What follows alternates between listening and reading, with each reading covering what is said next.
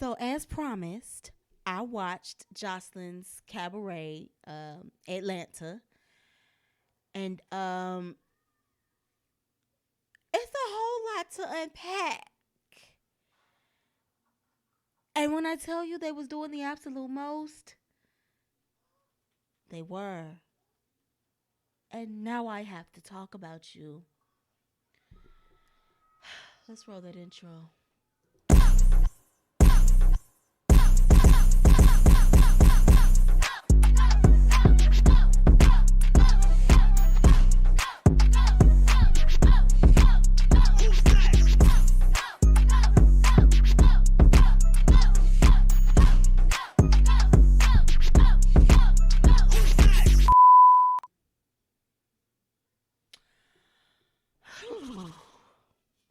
What is up, Heifers? It's your girl Tiara Trichet, and you are now tuned into another episode of Mad About Tea. Before we even get into the shenanigans, make sure you go ahead and make sure you go ahead and subscribe to the channel, and make sure you go ahead and hit that notification bell. All that good stuff. Now let's get into it.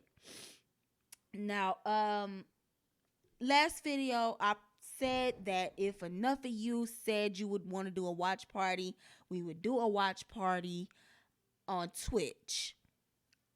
I, for one, am going to go ahead and rescind that offer. Well, why are you doing that? I'm doing that because there is a lot going on in this show just on episode 1. And I'm not about to be putting that on nobody's airwaves so they could be telling me, oh no, ma'am, your content is inappropriate. So we can nip that in the bud. I'll just stick to doing regular reviews.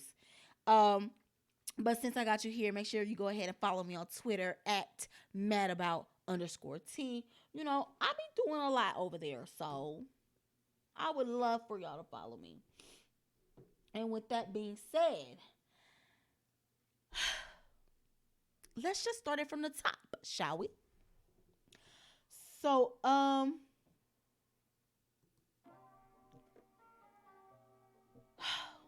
when I tell you, it was pure ratchetness at its finest. Pure! Okay? So we open up with Joseline sitting there, and she's kind of going over some of the audition tapes of the girls that actually made it in, and we're kind of getting introduced to them. So the girls who made it was Lucky Hustler, Sapphire Eden, Chanel TSO, Big Lex, Lexi Blow, Boss Tech, Miss Natural, and Blueface Barbie. Or at least that's what I could find on Google. Let me tell you, not all of these girls are stand out. There are a few characters that right off the rip got into some shenanigans. Like Big Lex, who is the comedic genius that uttered those famous words, damn, double homicide. But even with that situation, girl, it got worse. So, you know, they all pull up, they in this van, and I know I got on old girl about the way she was looking, but all of them was really pretty much looking busted and disgusted. So it wasn't just her. Even Joseline was like, look, y'all was supposed to come looking a little better than this, but I'm gonna let y'all slide because it's day 1, you know what I'm saying? So if she gave him a pass, I'm gonna go on and give him a pass because it was a lot going on. Some of the ladies looked good, others not so much. So the infamous scene where they're getting ready to introduce themselves, well, not even that they were getting ready to introduce themselves. Joseline came outside, talked to them for a little bit, kind of laid down the ground rules. Then she brought them inside of the house. So apparently last season they were able to live off of the property and still go do whatever it is they wanted to do. This season, they're going to be required to stay in the Joseline Cabaret house. So each of them were going to be picking their rooms and all that. So Joseline was like pretty much, hey, y'all grown women, I expect y'all to handle yourselves as such. If y'all got to fight, don't do it in my house. Take it outside. Clean up behind yourself act like you got some sense, and act like this is an opportunity for you to do something better with yourselves. Okay? And that's when Aqua. Oh, they didn't even have her on there. Aqua, that's her name. But we gonna call her Struggle Row. That's when Struggle Row was back there crying. And you gonna understand why I'm calling her Struggle Row in a minute. But Struggle Row was back there crying, and that's what she brought her out. Y'all already seen the review. If you haven't, go check it out. And Johnson's like, what's the problem? She's like, oh, you know, I just had an abortion with twins. And the famous last words, a damn double homicide, were uttered. And the ladies did not take too kindly to that. They did not take too kindly to her saying that. I didn't think anybody would take too kindly to her saying that because, you know, damn that you just had your personal space violated because somebody just dropped that information bomb on you. We gonna be offended because we can relate because we done all been through some stuff like that. So that's neither here nor there, but let's keep moving on. So in the auditions that Joseline was doing when she was showing the audition tapes, Struggle Row comes up. And she just gets into this whole backstory. All the ladies was on there trying to be their best sexy self and all this. But she was the only one that came on there with a sob story. She was like, hey, I have a sugar daddy. We've been off and on. He's 67.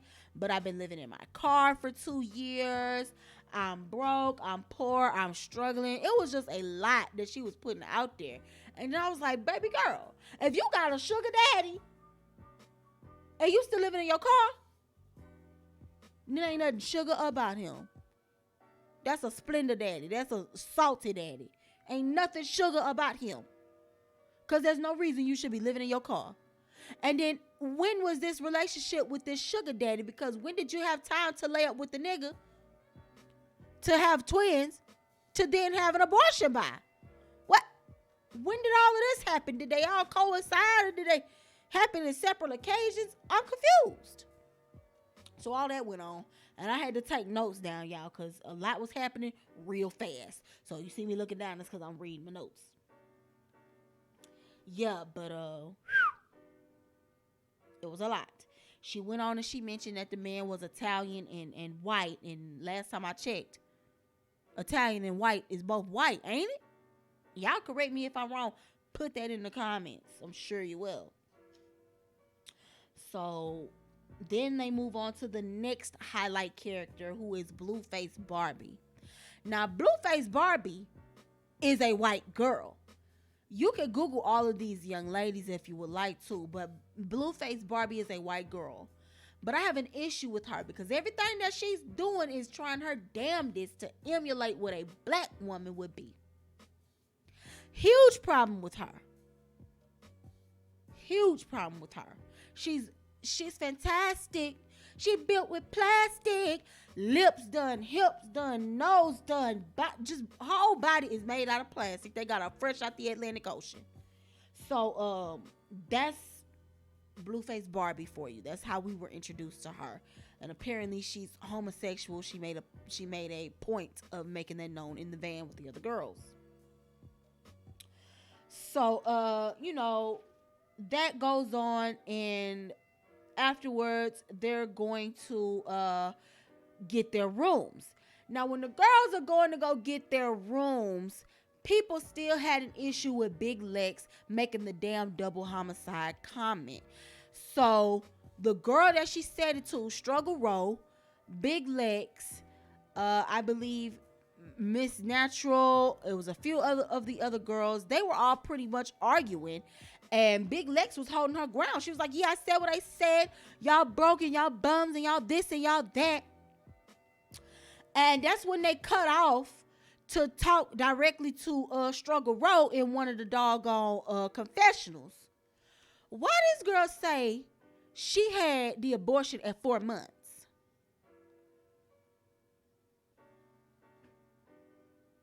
So not only was you sleeping in your car, Not only did you have an Italian and white sugar daddy, but then you done bust up and talk about so you had an abortion at 4 months?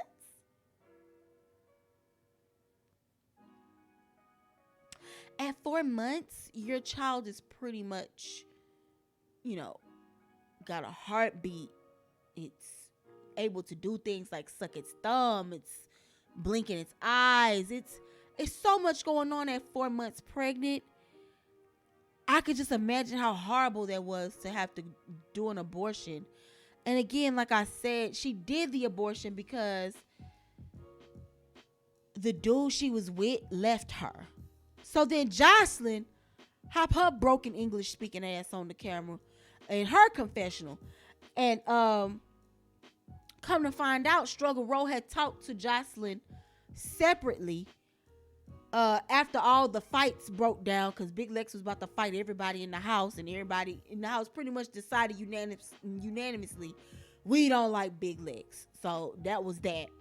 But Joseline pretty much knew what was going on. She went out there, she broke up the fights, and then was talking to Struggle Row separately. Struggle Row apparently had told Joseline off camera that she wanted to go ahead and off herself. I don't know if she wanted to off herself because of the comments that were made to her, or if she had been already having these feelings prior to coming to the house. But either way, mental health is a priority, and I just don't think that your priorities are together if you are there having suicidal thoughts on a strip competition. And it was confirmed. I know I'm jumping all over the place, y'all, but forgive me. It was confirmed that this was a competition. They competing for a damn $10,000. $10,000 on a trip to Vegas. Girl, go. Y'all strippers. Y'all can't afford a trip to Vegas? Well, then what you doing it for? $10,000? If you in the right club, you probably make that on a good night. So you doing all this for $10,000 on a trip to Vegas? I was bewildered. Do you hear me? Be damn wildered. But yeah, she told the girl that I want to off myself. She Struggle Road told Joseline, I want to off myself. I don't want to be here no more. Joseline, with her broken English ass, where we was at first, says she gets on her confessional and goes, oh, do you want to off yourself because of the guilt of killing your twins, or do you want to off yourself because that nigga don't want you? Now that right there, I feel like was disrespectful. Big Lex having a slip of the tongue, because you know how when you think of things and it just come out before you can stop yourself from saying it. I really feel like it was one of those moments and it was taken to the limit. But what Joseline said in that confessional to me was what I consider disrespectful, because abortion is a hard choice to make. And I'm not taking away the fact, I'm not trying to take any empathy out of the fact that she had to do that. Though I don't agree with it, and that's not something that I would choose, that's still her choice to make. And for you to go and say, oh yeah, you feeling like you want to off yourself because that nigga don't want you no more, that's horrible. Especially when you was all over TV crying over Stevie, and everybody knew that nigga didn't want you. So come on now. You can't do people like that. Whether she was faking or not, you just can't chance it to say those types of things about people.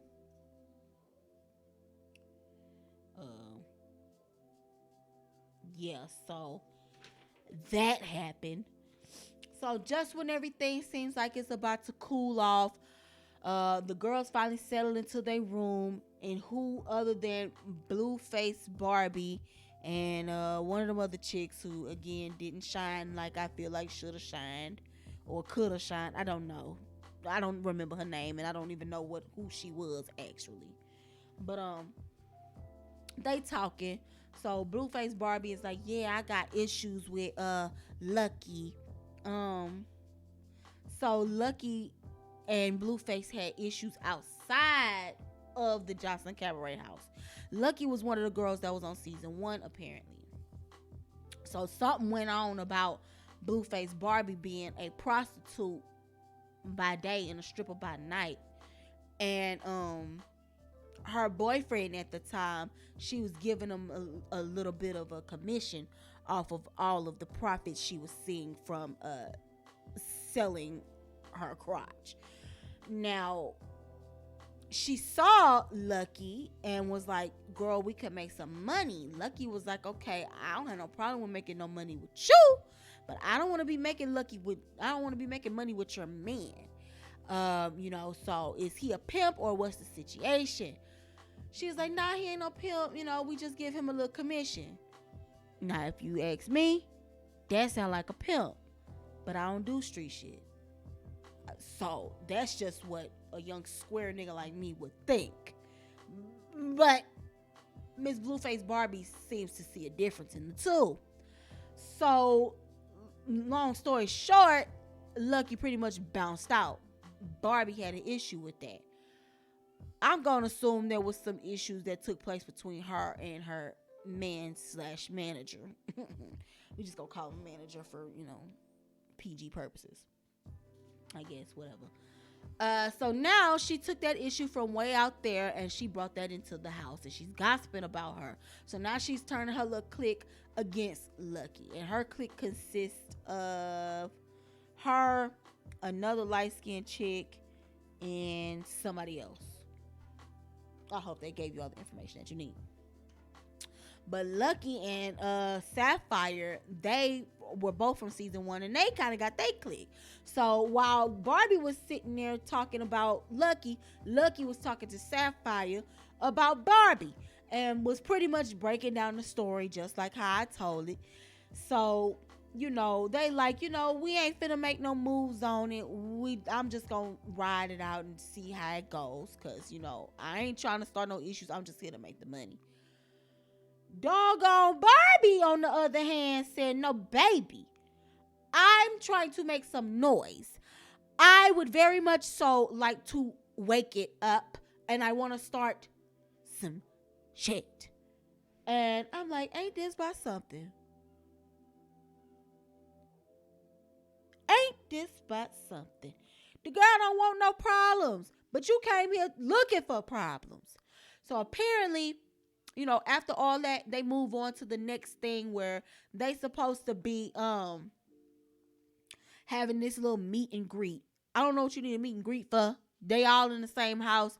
They all seen each other. They all pretty much got a feel for who they mess with and who they don't. But yeah, let's do this dumbass meet and greet. They supposed to be putting on their best stripper gear, and they were supposed to be looking like a 10 out of 10. As you can imagine, when you got a bunch of ratchet heifers in one area, stuff gonna go left. So Barbie, again, still on her bullshit, wanted to be starting drama. She's down there talking about everybody. Well, not even everybody, just Lucky. And Joseline comes down, the belle of the ball, and she tells Joseline. Apparently, Joseline and Barbie had a relationship outside of the house as well, outside of the show. They knew each other. So she tells Joseline about the issue that she has with Lucky, and she's calling her unlucky, and she's being rather loud. She said, yeah, I want to be the bottom B. I was not aware that was an actual title in the show, but she's self-proclaimed the bottom B, and she don't like Lucky, and she's here to start drama, and she just wanted to let Joseline know. Joseline like, that's old. Why you bringing that here? Leave it where it was at. Lucky overhears, and she said, you know what? I was trying to chill, but let's go on and do what we need to do. She goes over there and she's like, okay, well, I hear you talking about me and I don't appreciate it. So what's the issue? Barbie starts laying out all these dumbass issues that she got with the girl. You ran out on me. You disloyal. You was trying to pay my mans. Lucky wasn't having it. She turns to Joseline and she says, may I? And Joseline sitting there looking as confused as fucking ever. And she asks her one more time, may I? Because at this point, Barbie is starting to get real aggressive. So Joseline agrees, not knowing what she was asking her, may I for. And when I tell you Lucky went to wallop in that head, wallop, wallop, wallop, wallop. She went to tearing that head off the doggone bone. Cause let me tell you something. Barbie went on and said, "Oh, you was trying to pay my nigga." And the jury's still out on whether this heifer is black or not. I'm gonna be just 100% with you. Barbie looked like a white girl to me, but there have been plenty of white passing black people that I've come across in my lifetime, so she could be black. I don't know, but she looked white to me. So if you ask me, she needed that head tore off the bone because she was just doing a whole lot. A whole lot. So that pretty much wrapped up the episode. But one thing I want to highlight that I didn't go over, Big Lex and Miss Natural having a damn dance battle after they got into that argument over the damn double homicide comment. Like I said earlier, a lot of the girls were offended because this was something that they too had went through in their lives, Miss Natural being one of them. So she jumps up and she fighting all hard. Meanwhile, Struggle Row ain't really said too much or nothing. Everybody else pretty much fighting on her behalf. So they ensue on doing an 80s style dance battle. Miss Natural did all types of gymnastic things, and Big Lex couldn't really follow up. She looked a mess. But whatever. So pretty much that was the episode in a nutshell. Everything I expected it to be, a bunch of garbage. But I'm gonna keep watching it though. I'm gonna give y'all a review on every new episode that I can. I'll try to get a little better with the timelines and stuff. I was just writing this stuff on a whim because, confession, I was at work. I was at work and I really wanted to type up a good outline for y'all so I could really tell the story properly, but stuff happens. I wasn't able to do so. So, yeah, pretty much that's what happened in Joseline's Cabaret Atlanta episode 1. Now, I do want to mention that I'm giving the girls a pass because Miss Aqua or Struggle Row, her makeup was 100% better in the tutorial, not the tutorial, in the confessional. So I know she has the ability to do it. So maybe again, like I said, it was early. They probably had to catch an early flight, and that first day just didn't do her justice. But she did redeem herself as far as I'm concerned on that. But yeah, y'all, that pretty much wraps up episode 1. Tune in for episode number 2 show review. I'm doing what I can to try to get these out in a timely manner. I was supposed to have this out shoot. I was supposed to have this out. Hold on, let me pause this music because it's doing some other stuff. I don't know what they doing. I was supposed to have this out yesterday, or actually the day it premiered on Sunday, but I didn't really have time to sit down and film it. So here we are. But y'all go ahead and tell me what y'all thought of episode 1. If y'all caught episode 1,